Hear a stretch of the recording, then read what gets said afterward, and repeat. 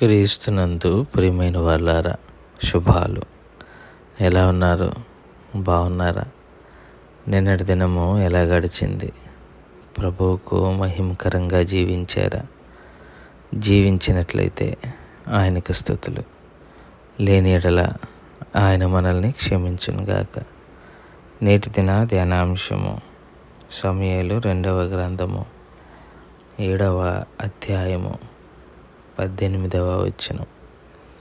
సమూయేలు 2వ గ్రంథము 7వ అధ్యాయము 18వ వచనం.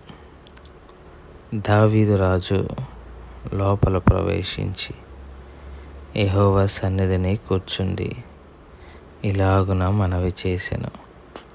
నా ప్రభువా యెహోవా, ఎంతగా నీవు నన్ను హెచ్చించుటకు నేనెంతటి వాడనో, నా కుటుంబము ఏ పాటిది. దేవుని వాక్యాన్ని మన వినికిడిలో దీవించి ఆశీర్వదించును గాక. చదవబడిన లేఖన భాగాన్ని పరిశీలన చేసుకుంటే,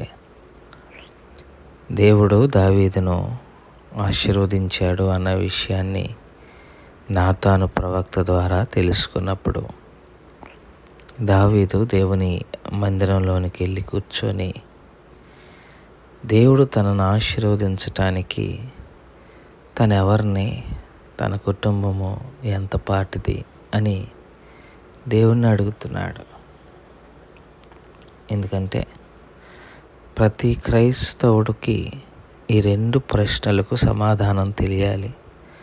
అప్పుడే దేవుని సన్నిధిలో ఒదిగి ఉంటాడు. దేవుని సన్నిధిలో అణిగిమణిగి ఒక మనిషి ఉండాలి అని అంటే ఈ 2 ప్రశ్నలు గుర్తు రావాలి, దానికి జవాబులు కూడా గుర్తు రావాలి. ప్రశ్నలు: నేనెంతటి వాడనో, నన్ను ఆశీర్వదించటానికి నేను ఎవరిని అసలు, what worthy do I have. మనం అడుగుతుంటాం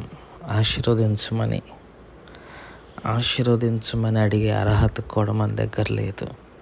ఎందుకంటే తల్లి గర్భంలో రూపింపబడక మునిపే మనము పాపంలో పుట్టాం. We are born sinners. A born sinners cannot ask for their worthiness. తన యొక్క ఆధిక్యత గురించో లేకపోతే తన అర్హతను గురించి దేవుని సన్నిధిలోకి వెళ్ళి అడిగే అర్హత లేదు మన దగ్గర. మనం ఎవరమే? దావీదు భక్తుడు అంటాడు, వట్టి మట్టి వారమని నీవు మమ్మల్ని జ్ఞాపకం చేసుకుంటున్నావు అని అంటాడు. నిజం కదా, మనం నేల నుంచి తీయబడ్డాం, మట్టి వంటి వారం. కానీ దేవుడు మనల్ని ఆశీర్వదిస్తున్నాడే. అది కదా ఆయన కృప, అది కదా ఆయన ఆధిక్యత. మన అతిశయ కారణం ఆయనే, మన అర్హతలు మన ఆధిక్యతలు కావు. 2వ వ్యాలిడ్ ప్రశ్న వేస్తున్నాడు, నా కుటుంబం ఏ పాటిది. What worthy do my family have. నా కుటుంబానికి ఏమి అర్హత ఉంది? నా పిల్లలు, మా ఆయన, మా ఆవిడ, వాళ్ళు ఒక స్థాయిలో ఉన్నారంటే మరి వాళ్ళు గొప్పతనమా? వారికి ఆధిక్యతలు ఉన్నాయా అంటే అది లేదు, ఏమీ లేవు. కుటుంబం కూడా అతిశయపడాల్సిందేం లేదు. కొంతమంది కుటుంబాన్ని చూసి దేవుడు నా కుటుంబాన్ని బ్రహ్మాండంగా ఆశీర్వదించాడు. సరే, ఎందుకు ఆశీర్వదించాడు అది అడగలేదే.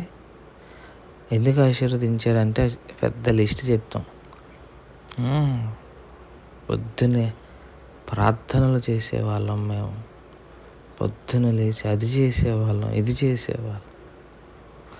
మరి ఏం ప్రార్థన చేస్తున్నాడని అంబానీ వాళ్ళకి వీళ్ళకి ఇచ్చాడు? నా చిన్న ప్రశ్నకి సమాధానాలు చెప్పాలి.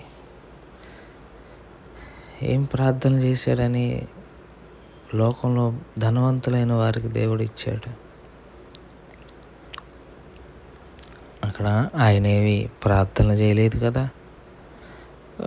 నీ స్థాయి దేవుడిచ్చింది, నీ ప్రార్థన వల్ల కాదు. నీ ప్రార్థన దేవునితో మాట్లాడటానికే దట్స్ ఇట్. నీ ప్రార్థనలతో నువ్వేదో చేసేస్తావంటే నాకు అది డౌటే. నీ ప్రార్థనలో దేవునితో మాట్లాడటానికి సంబంధించిందే, అలాగే చూస్తా నేను. కనుక నా ప్రార్థనల వల్ల, నా భక్తి వల్ల నా కుటుంబం ఎలా ఉంది అని కూడా అనుకోవటానికి లేదు.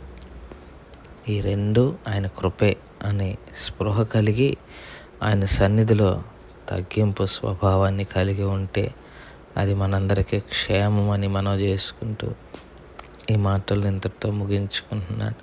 దేవుడు దీవించి ఆశీర్వదించును గాక. ప్రార్థన చేసుకుందాం.